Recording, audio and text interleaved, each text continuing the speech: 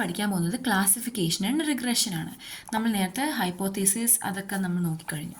When the output Y is of finite set of values, നമുക്ക് കിട്ടുന്ന X ആണ് input, Y ആണ് output. നമുക്ക് നോക്കാം. ഔട്ട്പുട്ട് വൈ എന്ന് പറയുന്നത് ഫൈനൈറ്റ് സെറ്റ് ഓഫ് വാല്യൂസ് ആണ്. അതായത് എയ്തർ സണ്ണി അല്ലെങ്കിൽ ഡയബറ്റിക് എന്ന് കാണിക്കുന്നു, അല്ലെങ്കിൽ നോൺ ഡയബറ്റിക് എന്ന് കാണിക്കുന്നു, അല്ലെങ്കിൽ എന്തുവാ ക്ലൗഡി, റെയിനി.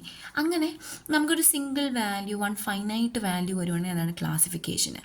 അത് നമുക്കൊരു ബൂളിയൻ ആയിരിക്കാം, അല്ലെങ്കിൽ ഒരു ബൈനറി ക്ലാസിഫിക്കേഷൻ ആകാം. ബൈനറി ക്ലാസിഫിക്കേഷൻ പറഞ്ഞാൽ ഡയബറ്റീസ് ഉണ്ടായ നോൺ ഡയബറ്റിക്സ്, അങ്ങനെ ബൈനറി ക്ലാസിഫിക്കേഷൻ ആയിരിക്കാം. അല്ലെങ്കിൽ നമുക്കതൊരു ബൂളിയൻ ക്ലാസിഫിക്കേഷൻ ആയിരിക്കും, ട്രൂ ഓർ ഫോൾസ് ആയിരിക്കും. So like vice.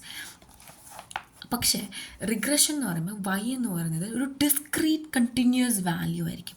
സോ അതെന്ന് പറയുന്നത് ഇപ്പം നമുക്ക് നാളത്തെ ടെമ്പറേച്ചർ എന്താണെന്ന് പ്രിഡിക്റ്റ് ചെയ്യണം, ലൈക്ക് വൈസ് 24.5 ഡിഗ്രി അങ്ങനെയൊക്കെ പറയും. പക്ഷേ ഇപ്പം ഒരു ക്വാളിഫിക്കേഷൻ ഉണ്ട്, നമുക്കൊരു സാലറി പ്രിഡിക്റ്റ് ചെയ്യണം. സോ അവിടെ നമ്മൾ സാലറി നമ്മൾ പ്രിഡിക്റ്റ് ചെയ്ത് കാണിക്കുകയാണ്. സോ ഇതൊരു സാലറി എന്ന് 10,000 70,000 എന്ന് കാണിക്കുകയാണെങ്കിൽ so it's a discrete value rather than giving a classification like diabetic ആണ്, അങ്ങനെയല്ല. ഒരു വാല്യൂ, അതായത് 70K ആണ് നമ്മുടെ സാലറി, അങ്ങനെ ഒരു വാല്യൂ കാണിക്കുകയാണെങ്കിൽ അതാണ് 70K എന്ന് വാല്യൂ കാണിക്കണം, അതാണ് റിഗ്രഷൻ. ഇത് ഇൻപുട്ടാണ്. ഇപ്പോൾ ഈ ഒരു ഗ്രാഫ് നോക്കിക്കഴിഞ്ഞാൽ വലിയ കോംപ്ലിക്കേറ്റഡ് അല്ല. അതായത് നമ്മൾ എഫ് ഓഫ് എക്സ് നമ്മൾ പഠിച്ചു, എഫ് ഓഫ് എക്സിൻ്റെ ഫംഗ്ഷനാണ്.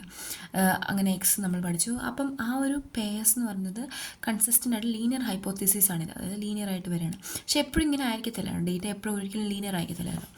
സോ അപ്പം അങ്ങ് കോംപ്ലിക്കേറ്റഡ് ആയിട്ട്. അപ്പം ഡിഗ്രി 7 ആണിത്, ഡിഗ്രി 6 ആണിത്, പിന്നെ സിമ്പിൾ എക്സൈസ് സൈൻസോയിഡൽ ഫിറ്റ് ആണിത്.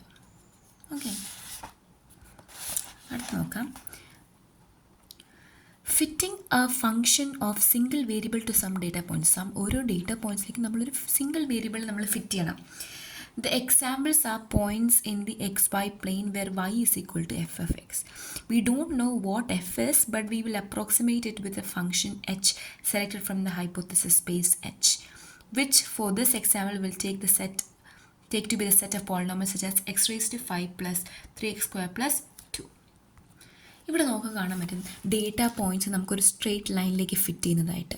The line is called consistent hypothesis because it agrees with all the data, അല്ലേ? കൺസിസ്റ്റൻറ്റ് ഹൈപ്പോത്തസിസ് എന്നാണ് വിളിക്കുന്നത്. ബിക്കോസ് ഇതെന്താണ്? Consistent hypothesis. ഓക്കെ, ബിക്കോസ് അത് ഒരു പെർട്ടിക്കുലർ ഡേറ്റാനെ മാത്രം ഫോളോ ചെയ്യുന്നുണ്ട്. അടുത്തതെന്ന് വെച്ചാൽ shows a high degree of polynomial that is also consistent with same data. High degree of പോളിനോമിയലാണ്. So this illustrate the fundamental problem in the inductive learning. How do we choose from among the multiple consistent hypothesis? Multiple ആയിട്ടുള്ള consistent hypothesis നിന്ന് നമ്മളിങ്ങനെ choose ചെയ്യും. One answer is to prefer the simple hypothesis consistent with data. അപ്പം ഈ ഒരു Occam razor പറയുന്നതനുസരിച്ച് നമ്മൾ എല്ലാ സോർട്ട്സ് ഓഫ് കോംപ്ലിക്കേഷൻസ് നമ്മൾ റിമൂവ് ചെയ്യണം. അങ്ങനെ V choose from the multiple consistent hypothesis. Multiple ആയിട്ടുള്ള കൺസിസ്റ്റൻറ്റ് ഹൈപ്പോത്തസിസ് നമ്മൾ എങ്ങനെ സെലക്ട് ചെയ്യും? നമ്മൾ കോംപ്ലിക്കേഷൻസ് ഒഴിവാക്കി നമ്മൾ സെലക്ട് ചെയ്യണം. Okay, so A should be preferred. അപ്പം ഇതല്ലേ കോംപ്ലിക്കേറ്റഡ്, അപ്പോൾ ഇത് മാറ്റി നമ്മൾ ഇത് പ്രിഫർ ചെയ്യണം. Okay, second data set. There is no consistent straight line for this data set. In fact, it requires a degree 6 polynomial for an exact fit.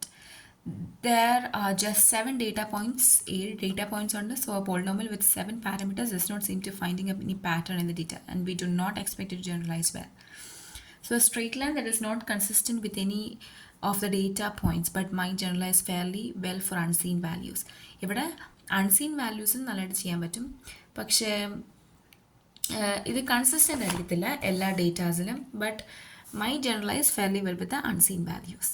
Okay, ഇതൊന്നും ഭയങ്കര ഇമ്പോർട്ടൻ്റ് അല്ല, പക്ഷെ എന്നാൽ നോക്കി വെക്കാം. അടുത്ത് നമ്മൾ കണ്ടോ, we expand the hypothesis space H to allow the polynomials over both X and sine X and find that the, അപ്പോൾ ഇതൊരു സൈനുസോയിഡൽ കർവാണ്, ax plus b plus c sin x. This shows the importance of a choice of hypothesis space. We say that a learning problem is realizable if the hypothesis space contains a true function. Unfortunately, we cannot always tell whether a given learning problem is realistic because the true function is not known. ഇതൊന്ന് just നോക്കി വെച്ചേക്കാം. So linear regression തന്നെ വേറെ ഒന്നുമില്ല. അതായത് independent വേരിയബിൾസും dependent വേരിയബിൾസാണ്. Independent variables ആയിരിക്കും നമ്മുടെ അവസാനത്തെ അതായത് ഇൻഡിപെൻഡൻറ്റ് വേരിയബിൾസ് ആയിരിക്കും ഈ ഡിപ്പെൻഡൻറ്റ് വേരിയബിൾസ് ഉണ്ടാക്കാൻ എടുക്കുന്നത്. ഫോർ എക്സാമ്പിൾ എടുക്കുകയാണെങ്കിൽ ഇത് നോക്കിയേ, ഇതാണ് ഇൻഡിപെൻഡൻറ്റ് വേരിയബിൾസ്, ഇത് dependent variable X independent by dependent. So അത് തമ്മിൽ നോക്കുമ്പോൾ നമുക്കൊരു ലീനിയർ റിലേഷൻഷിപ്പ് കിട്ടുവാണെങ്കിൽ അതാണ് ലീനിയർ റിഗ്രഷൻ എന്ന് പറയുന്നത്. So it provides a sloped straight line representing the relationship between the variables. ഇവിടെ നോക്കുകയാണെങ്കിൽ നമുക്കിവിടെ y എന്ന് പറഞ്ഞാൽ ഇൻഡിപെൻഡൻറ്റ് വേരിയബിളാണ്, എക്സ് ഇൻഡിപെൻഡൻറ്റ് വേരിയബിളാണ്, എസ് എന്ന് പറഞ്ഞാൽ ഇൻ്റർസെപ്റ്റ് ഓഫ് ദ ലൈനാണ്, എ വൺ എന്ന് പറഞ്ഞാൽ ലീനിയർ റിഗ്രഷൻ കോഎഫിഷ്യൻ്റ് ആണ്, എപ്സിലോൺ എന്ന് പറഞ്ഞാൽ random error. Types of linear regression നോക്കാം. സിമ്പിൾ ലീനിയർ റിഗ്രഷൻ ഉണ്ട്, മൾട്ടിപ്പിൾ ലീനിയർ റിഗ്രഷൻ ഉണ്ട്. സിമ്പിൾ ലീനിയർ റിഗ്രഷൻ എന്ന് പറയുമ്പം അവിടെ ഒരു ഇൻഡിപെൻഡൻറ്റ് വേരിയബിളേ ഉണ്ടായിരിക്കത്തുള്ളൂ, കാരണം നമ്മൾ നേരത്തെ കണ്ടോളൂ എക്സ്. പക്ഷേ മൾട്ടിപ്പിൾ ലീനിയർ റിഗ്രഷൻ എന്ന് പറയുമ്പോൾ more than one independent variables ഉണ്ടായിരിക്കും. അടുത്ത ലീനിയർ റിഗ്രഷൻ ലൈൻ നോക്കാം. നമുക്ക് പോസിറ്റീവ് ലീനിയർ റിലേഷൻഷിപ്പ് ഉണ്ട്, അതായത് നമ്മുടെ dependent variable increases on the if the dependent variable increases on y-axis and the independent variable increases on x-axis. Independent variable increases on x-axis and dependent variable increases on dependent variable increases on y-axis ആണെങ്കിൽ അതാണ് positive relationship. അടുത്ത വെച്ചാൽ if the dependent variable decreases on y-axis and independent variable increases on x-axis, അങ്ങനെയാണ് അത് negative linear relationship.